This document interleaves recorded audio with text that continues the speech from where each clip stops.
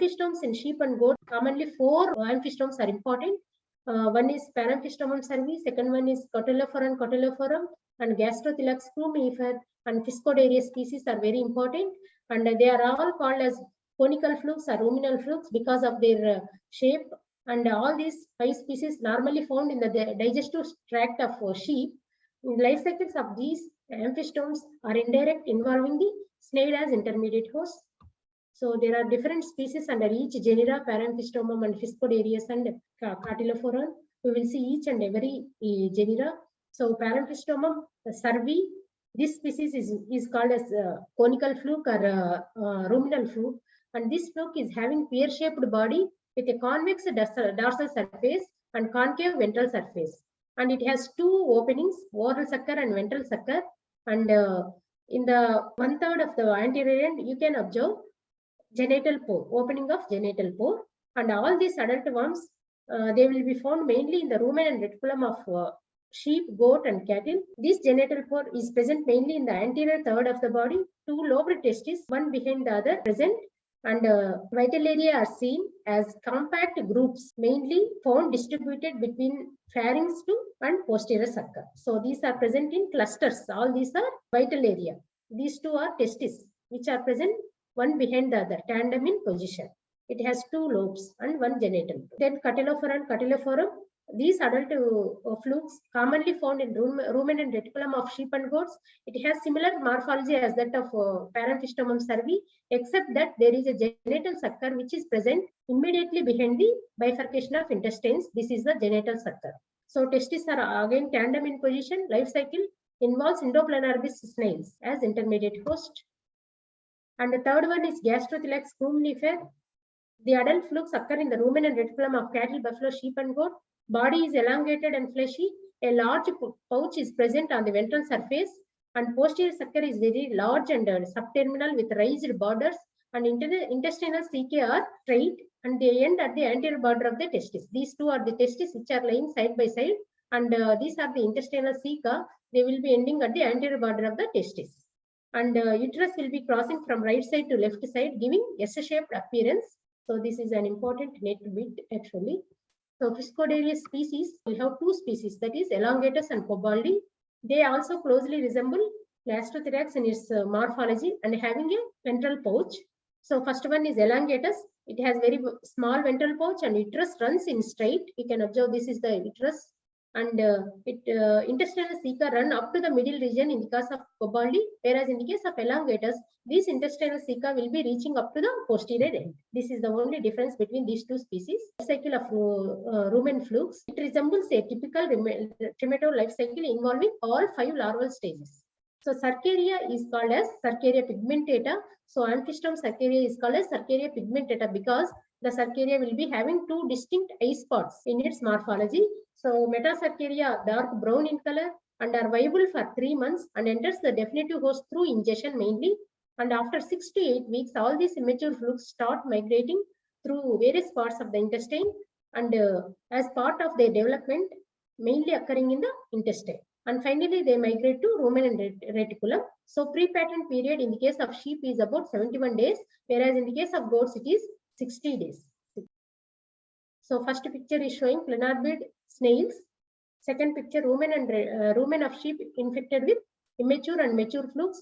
And third one are the detached mature flukes. In ruminants, the disease is commonly called as immature amphistomiasis or pitogilla or Bicirog locally according to area. It results from massive invasion of many or a large number of immature flukes into duodenum or small intestine and their adjacent parts of the alimentary canal.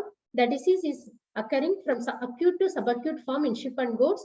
Superinfection will be present within a short period. That is very important, most important factor in the pathogenesis in the case of small ruminants. And these immature flukes attach strongly to the intestinal mucosa and they eat away pieces of mucosa with their oral suckers. Hence, all these immature flukes are called as plug feeders, resulting in hemorrhagic duodenitis with destruction of all intestinal glands, associated lymph nodes, anemia, hypoproteinemia, edema and emaciation will be seen. So in the first picture, you can observe the plug feeding by the immature flukes. So these immature flukes strongly attached to the duodenum and they will be drawing pieces of mucosa with their sucker, oral sucker, resulting in necrosis and severe hemorrhages of duodenum and jejunum. Hence, all these immature flukes are called as plug feeders. In the second picture, you can observe attachment of flukes to the rumen. As immature amphistomes are plug feeders, they cause severe hemorrhages to the duodenum and resulting disease is called hemorrhagic duodenitis. And biliary amphistomiasis, this is the condition mainly caused by gigantocotyle explanatum, as these flukes are residing in bile ducts, whereas other flukes amphistomes will be residing in rumen and reticulum of sheep. But this gigantocotyle explanatum is the only species residing in bile duct of sheep.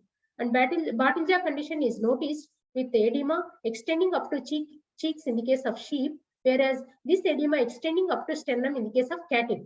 So there will be profuse foetid diarrhea, which should be differentially diagnosed from RP. In the case of rinderpest, mouth lesions will be there, but whereas in the case of amphistomiosis, only profuse foetid diarrhea without any mouth lesions. So polydipsia condition, emaciation are the clinical signs frequently noticed in the case of sheep. Pathognomic gross lesions of acute immature amphistomiosis, mainly located in the abomasum and duodenum of sheep, and may be extended up to first 2 to 3 meters of small intestine. So petechial hemorrhages, erosion, edema, hypertrophy of abomasal mucosa will be observed, and other pathological changes like anemia, edema of lungs, mesenteric lymph nodes, atrophy of muscles, necrosis of all fat tissues, hydrothorax, hydropericardium, distended gallbladder. Diagnosis of amphistomiasis is mainly through collecting history from the farmers, the observing of clinical signs like profuse foetid diarrhea, distended abdomen, very much, and postmortem examination of all died animals, we will observe attachment of immature flukes deeply, strongly to the intestinal mucosa, and confirmative diagnosis is mainly through fecal examination, and all the eggs will be large in size, transparent, and all eggs will be having distinct operculum at the sharper end, anterior end, and with rounded embryonic mass inside. Choice of drug for treatment of amphistomiasis is mainly oxychloroquine and praziquantel in combination with fenbendazole is also effective, but other drugs like butanol sulfate, resorantol, niclosamide, and hexachlorophene are also used. Control measures, protein isolation and treatment of all infected animals, strategic drenching of susceptible animals in the flock, that is, timing of dosing mainly should be determined on the basis of epidemiological data in your area, and destruction of all water snails using molluscicides like copper sulfate and copper pentachlorophenate and enteral morphine or frescon. All these are molluscicides. And grazing of sheep should be advised in higher grounds. Providing of proper drainage to the pools and swamps is also an important permanent control measure to be followed for control of this amphistomosis. Sustainable flukes management become more priority in the field conditions, mainly through timely identification of parasitic burden and endemic areas to be identified in time in order to reduce drug resistance in the field, and control of intermediate host is also necessary for effective fluke control, and educating of farmers about the tactical drenching is also more important factor to reduce huge costs which are incurred by the farmers in the treatment